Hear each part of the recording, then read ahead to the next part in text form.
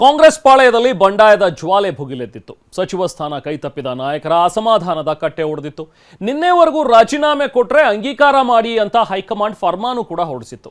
ಇತ್ತ CM DK ಸಹ 2 ನಿಮಿಷದಲ್ಲಿ ರಾಜೀನಾಮೆ ಸ್ವೀಕಾರ ಮಾಡ್ತೀನಿ ಅಂತ ವಾರ್ನಿಂಗ್ ಕೊಟ್ಟಿದ್ರು. ಆದರೆ ಆಮೇಲೆ ನಡೆದಿದ್ದು ಮಾತ್ರ ಆಪರೇಷನ್ ಅಸಮಾಧಾನ. ಹಾಗಿದ್ರೆ ಏನಿದು ಆಪರೇಷನ್? ಬಂಡಾಯ ಇದ್ದ ಯಾರೆಲ್ಲ ತಂಡ ಹೊಡೆದಿದ್ದಾರೆ, ಇನ್ನೂ ಯಾರೆಲ್ಲ ಬುಸ್ಬುಸು ಅಂತಿದ್ದಾರೆ, ಬನ್ನಿ ತೋರಿಸ್ತೀವಿ.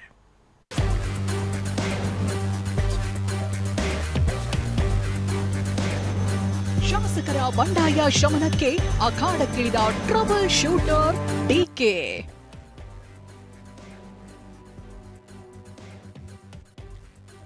ಸುರ್ಜೇವಾಲಾ, ಬಿಕೆ ಹರಿಪ್ರಸಾದ್ರಿಂದಲೂ ಆಪರೇಷನ್ ಅಸಮಾಧಾನ.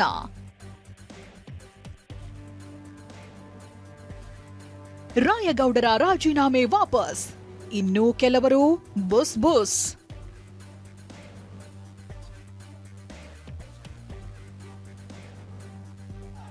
ಹೌದು, ಸಚಿವ ಸ್ಥಾನ ಸಿಗಲಿಲ್ಲ ಅಂತ ರೊಚ್ಚಿಗೆದ್ದಿದ್ದ ನಾಯಕರನ್ನ ತಣಿಸಲು ಖುದ್ದು ಸಿಎಂ ಹಾಗೂ ಟ್ರಬಲ್ ಶೂಟರ್ ಡಿಕೆ ಶಿವಕುಮಾರ್ ಅಖಾಡಕ್ಕಿಳಿದಿದ್ದಾರೆ. ರಾಜೀನಾಮೆ ಅಸ್ತ್ರ ಪ್ರಯೋಗಿಸಿದ್ದ ಇಂಡಿ ಶಾಸಕ ಯಶವಂತರಾಯಗೌಡ ಪಾಟೀಲ್, ದಿನೇಶ್ ಗುಂಡೂರಾವ್, ಗುಬ್ಬಿ ಶ್ರೀನಿವಾಸ್ ಸೇರಿದಂತೆ ಕೆಲ ಶಾಸಕರ ಜೊತೆ ಮಾತುಕತೆ ನಡೆಸಿದ್ದಾರೆ.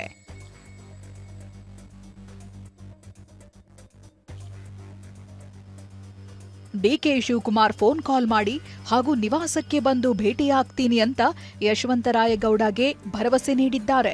ಇತ್ತ ಲಕ್ಷ್ಮಣ್ ಸವದಿ ಕೂಡ ಪಾಟೀಲ್ರನ್ನ ಭೇಟಿಯಾಗಿ ನನ್ನ ಸಚಿವ ಸ್ಥಾನವನ್ನೇ ಬಿಟ್ಕೊಡ್ತೀನಿ, ರಾಜೀನಾಮೆ ವಾಪಸ್ ಪಡೀರಿ ಅಂತ ಸಮಾಧಾನ ಪಡಿಸಿದ್ದಾರೆ. ಇಷ್ಟೆಲ್ಲ ಆದ್ಮೇಲೆ ಯಶವಂತರಾಯಗೌಡ ತಮ್ಮ ರಾಜೀನಾಮೆ ಹಿಂಪಡೆಯೋ ಘೋಷಣೆ ಮಾಡಿದ್ದಾರೆ.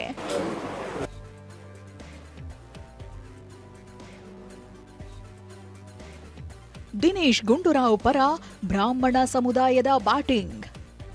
ಉಳಿದಿರುವ ಒಂದು ಸಚಿವ ಸ್ಥಾನವನ್ನ ದಿನೇಶ್ ಗುಂಡೂರಾವ್ ಅವರಿಗೆ ನೀಡಬೇಕು ಅಂತ ಬ್ರಾಹ್ಮಣ ಸಮುದಾಯ ಒತ್ತಾಯಿಸಿದೆ. ನಮ್ಮ ಸಮುದಾಯಕ್ಕೆ ಅನ್ಯಾಯ ಆಗಿದೆ ಅಂತ ರಾಜ್ಯ ಬ್ರಾಹ್ಮಣ ಅಭಿವೃದ್ಧಿ ಮಂಡಳಿ ಅಧ್ಯಕ್ಷ ಅಸಗೋಡು ಜಯಸಿಂಹ ಗುಡುಗಿದ್ದಾರೆ.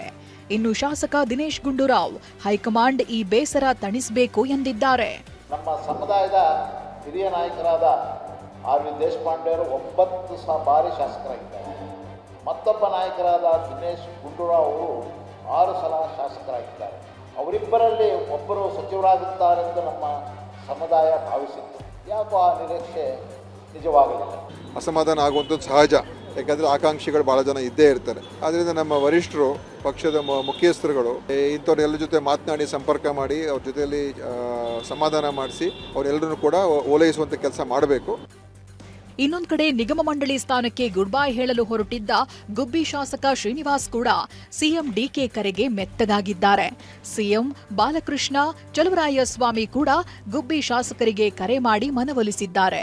ಸಿಎಂ ಭರವಸೆ ಬಳಿಕ ಮಾತನಾಡಿರುವ ಶ್ರೀನಿವಾಸ್, ನನಗೆ ಯಾವ ಅಸಮಾಧಾನವೂ ಇಲ್ಲ, ಸಿಎಂ ಬಳಿ ಇರುವ ಒಂದು ಖಾತೆಯನ್ನ ಮಹಿಳೆಯರಿಗೆ ಕೊಡಲಿ ಎಂದಿದ್ದಾರೆ.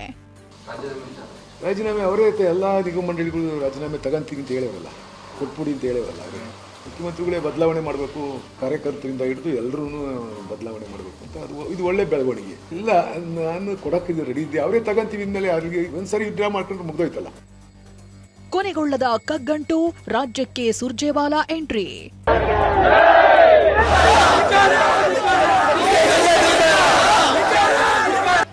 ಇನ್ನು ನಿನ್ನೆಯಷ್ಟೇ ಶಾಸಕ ಎಂ ಕೃಷ್ಣಪ್ಪ ಮತ್ತು ಪುತ್ರ ಪ್ರಿಯಾಕೃಷ್ಣ ಬೆಂಬಲಿಗರು ಕೆಪಿಸಿಸಿ ಕಚೇರಿಗೆ ಮುತ್ತಿಗೆ ಹಾಕಿದ್ರು.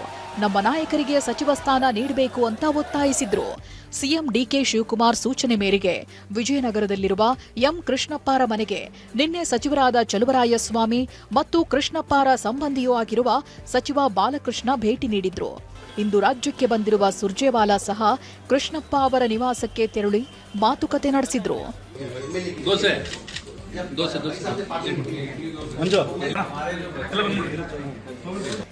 ಇಷ್ಟೆಲ್ಲ ರಾದ್ದಾಂತಗಳ ನಡುವೆ ಒಂದು ಸಚಿವ ಸ್ಥಾನ ಇನ್ನೂ ಖಾಲಿ ಉಳಿದಿದೆ. ಆ ಒಂದು ಸ್ಥಾನವನ್ನ ಉತ್ತರ ಕರ್ನಾಟಕದ ಕುರುಬ ಸಮುದಾಯಕ್ಕೆ ಕೊಡಬೇಕು ಅಥವಾ ಎಂಎಲ್ಸಿ ಉಮಾಶ್ರೀಗೆ ನೀಡಲೇಬೇಕು ಅಂತ ಮಾಜಿ ಸಿಎಂ ಸಿದ್ದರಾಮಯ್ಯ ಪಟ್ಟು ಹಿಡಿದಿದ್ದಾರೆ. ಮಹಿಳಾ ಕೋಟಾದ ಈ ಬಿಕ್ಕಟ್ಟು ಬಗೆಹರಿಸಲು ಸಿದ್ದರಾಮಯ್ಯರನ್ನೇ ಮನವೊಲಿಸಲು ಹೈಕಮಾಂಡ್ ನಾಯಕ ರಣದೀಪ್ ಸಿಂಗ್ ಸುರ್ಜೇವಾಲಾ ಬೆಂಗಳೂರಿಗೆ ಬಂದಿದ್ದಾರೆ.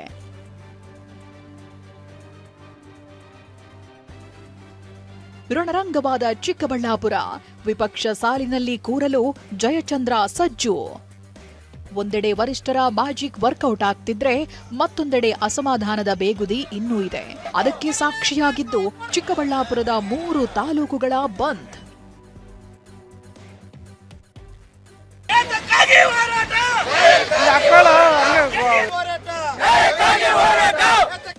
ಬಾಗೇಪಲ್ಲಿ ಶಾಸಕ ಎಸ್ಎನ್ ಸುಬ್ಬಾರೆಡ್ಡಿಗೆ ಮಂತ್ರಿಗಿರಿ ಕೈತಪ್ಪಿದ್ದಕ್ಕೆ ಅವರ ಬೆಂಬಲಿಗರು ಸಿಡಿದೆದ್ದಿದ್ರು. ಇಂದು ಬಾಗೇಪಲ್ಲಿ, ಗುಡಿಬಂಡೆ, ಚೇಳೂರು ತಾಲೂಕುಗಳು ಸಂಪೂರ್ಣ ಬಂದ್ ಆಗಿದ್ವು. ರಸ್ತೆ ತಡೆ, ಬಸ್ ತಡೆ ಮಾತ್ರವಲ್ಲ, ಈ ಮಧ್ಯೆ ಮಾತನಾಡಿದ ಶಾಸಕ ಸುಬ್ಬಾರೆಡ್ಡಿ, ಆಪರೇಷನ್ ಕಮಲದ ವೇಳೆ ಹೋಗಿದ್ರೆ ನಾನೇ ಸಚಿವನಾಗ್ತಿದ್ದೆ, ಪಕ್ಷಕ್ಕೆ ನಿಷ್ಠನಾಗಿದ್ದಕ್ಕೆ ಇದೇನಾ ಬಹುಮಾನ ಅಂತ ಗುಡುಗಿದ್ದಾರೆ. ಇದುವರೆಗೂ ಒಂದು ಸಲ ಕೂಡ ಸಚಿವರಾಗದೇ ಇರೋದಕ್ಕೆ ನನಗೆ ನೋವಿದೆ. ನಾನು ಪಕ್ಷಕ್ಕೆ ಎಷ್ಟು ನಿಷ್ಠೆಯಾಗಿದ್ದೀನಿ ಅಂದರೆ ತಮಗೆಲ್ಲ ಗೊತ್ತು. ಬಿಜೆಪಿಯವರು ಆಪರೇಷನ್ ಕಮಲ ಮಾಡಿದಾಗ ಈ ಭಾಗದ ನನ್ನ ಸ್ನೇಹಿತ ಡಾಕ್ಟರ್ ಸುಧಾಕರ್, ಈಗಿನ ಲೋಕಸಭಾ ಸದಸ್ಯರು, ನನಗೆ ಪಾಪ ಸುಮಾರು ಸಲ ನನಗೆ ಹೇಳಿದ್ರು, ರೆಡ್ಡಿಯವರೇ ಬಂದ್ಬಿಡಿ, ಇಬ್ಬರು ಜೊತೆಯಲ್ಲಿದ್ದೀವಿ, ನೀವು ಚಿಕ್ಕಬಳ್ಳಾಪುರಕ್ಕೆ ಉಸ್ತುವಾರಾಗಿ ನಾನು ಕೋಲಾರಕ್ಕೆ ಉಸ್ತುವಾರಾಗ್ತೀನಿ, ಬನ್ನಿ ಅಂದರು. ಆದರೆ ನನ್ನ ಮನಸ್ಸು ಒಪ್ಪಲಿಲ್ಲ.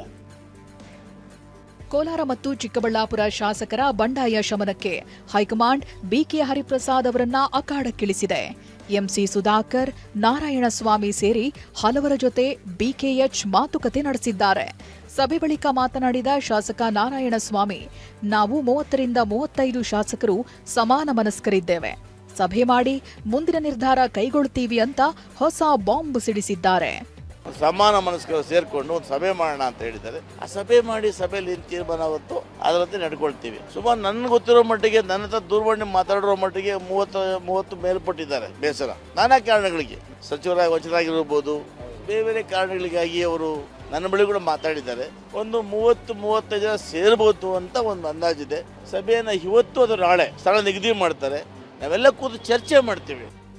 ಇನ್ನು ಸಚಿವ ಸ್ಥಾನ ಸಿಗದೆ ಅಸಮಾಧಾನಗೊಂಡಿರುವ ಎಚ್ಕೆ ಪಾಟೀಲ್ ಅವರನ್ನು ಬಿಕೆ ಹರಿಪ್ರಸಾದ್ ಭೇಟಿಯಾಗಿ ಮಾತುಕತೆ ನಡೆಸಿದ್ದಾರೆ. ಆದರೆ ಹಿರಿಯ ಶಾಸಕ ಟಿಬಿ ಜಯಚಂದ್ರ ಅವರ ಸಿಟ್ಟು ಕಡಿಮೆಯಾಗಿಲ್ಲ. ಹಂಗಾಮಿ ಸ್ಪೀಕರ್ ಸ್ಥಾನ ಬೇಡ ಎಂದಿರುವ ಜಯಚಂದ್ರ, ನನಗೆ ಆಡಳಿತ ಪಕ್ಷದ ಸಾಲಿನಲ್ಲಿ ಕೂರಲು ಇಷ್ಟ ಇಲ್ಲ, ವಿಪಕ್ಷ ಸಾಲಿನಲ್ಲಿ ಪ್ರತ್ಯೇಕ ಆಸನ ಕೊಡಿ ಅಂತ ಸ್ಪೀಕರ್ಗೆ ಪತ್ರ ಬರೆಯಲು ಮುಂದಾಗಿದ್ದಾರೆ. ಆ ಮೂಲಕ ಸರ್ಕಾರಕ್ಕೆ ಶಾಕ್ ಕೊಟ್ಟಿದ್ದಾರೆ. ಹೊಸಕೋಟೆ ಶಾಸಕ ಶರತ್ ಬಚ್ಚೇಗೌಡ ಕೂಡ ಸರ್ಕಾರಿ ಕಾರು ಬಿಟ್ಟು ಖಾಸಗಿ ಕಾರ್ನಲ್ಲಿ ಓಡಾಡೋ ಮೂಲಕ ಕಿಯೋನಿಕ್ಸ್ ನಿಗಮ ಮಂಡಳಿಗೆ ರಾಜೀನಾಮೆ ನೀಡುವ ಸುಳಿವು ನೀಡಿದ್ದಾರೆ.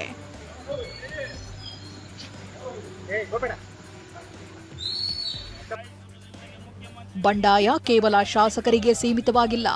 4 ಶಾಸಕರು, 4 ಎಂಎಲ್ಸಿಗಳಿದ್ರೂ ರಾಯಚೂರಿಗೆ ಸಚಿವ ಸ್ಥಾನ ನೀಡದಿದ್ದಕ್ಕೆ ಜಿಲ್ಲೆಯಲ್ಲಿ ಧಿಕ್ಕಾರದ ಘೋಷಣೆಗಳು ಮೊಳಗಿವೆ. ಕೊಪ್ಪಳದಲ್ಲಿ ಶಾಸಕ ಹಿಟ್ನಾಳ್ಗೆ ಮಂತ್ರಿಗಿರಿ ತಪ್ಪಿದ್ದಕ್ಕೆ ಬೆಂಬಲಿತ ಮಹಿಳಾ ಕಾಂಗ್ರೆಸ್ ಅಧ್ಯಕ್ಷೆ ಜ್ಯೋತಿ ಗೊಂಡಬಾಳ್ ರಾಜೀನಾಮೆ ನೀಡಿದ್ದಾರೆ. ಸದ್ಯ ಬಂಡಾಯ ಥಂಡ ಹೊಡೆದಂತೆ ಕಾಣ್ತಿದೆ. ಆದರೆ ಮುಂದಿನ ದಿನಗಳಲ್ಲಿ ಇದು ಯಾವ ಸ್ವರೂಪಕ್ಕೆ ತಿರುಗುತ್ತೆ ಕಾದು ನೋಡಬೇಕಿದೆ. ಪ್ರಸನ್ನ ಜೊತೆ ಪ್ರಮೋದ್, ಟಿವಿ9 ಬೆಂಗಳೂರು.